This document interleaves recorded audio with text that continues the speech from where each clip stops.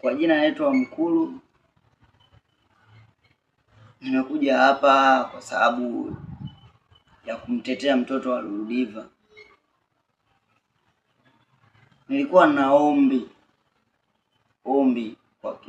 kwa kitu ambacho kimenigusa kwenye moyo wangu, kimenigusa haswa, kimenigusa kuhusu mtoto wa Luludiva. Luludiva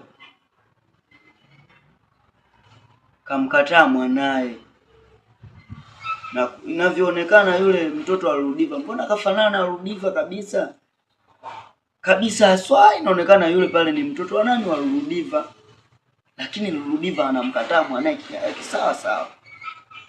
Sasa kwa nini na hiyo imekaaje? Nimeona mimi baada ya kuona kwenye mitandao ya kijamii walimposti na miradi hayo, kwa kweli ule ujumbe ulinigusa sana. Mtoto wa Luludiva mwenyewe alimtelekeza mwanae kule Tanga, alimwacha na babu yake. Mtoto wa Luludiva baada ya kumaliza kidato cha 7 aliamua kuja huku Dar na kumtafuta mama yake.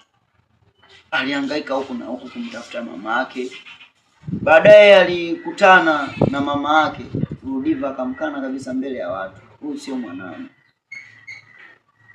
Basi akasema kama mama kaweza kunikana mbele ya watu, akasema mimi sio mwanae, sio haja, ngoja mimi niendelee na mambo yangu mengine.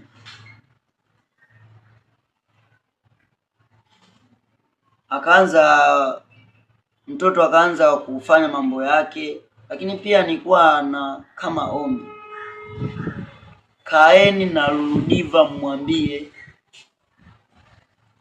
kaeni chini kwa makini, mwambie amtafute mtoto wake. Anawezaje kumwacha mtoto akimtelekeza mtoto? Anamtelekezaje hivyo? Anamwacha hivi yupo huko. Dunia imebadilika sasa hivi. Watu wanatafuta watoto hawapati. Watu wanakaa na kuomba Mungu, wanatafuta watoto hawapati. Lakini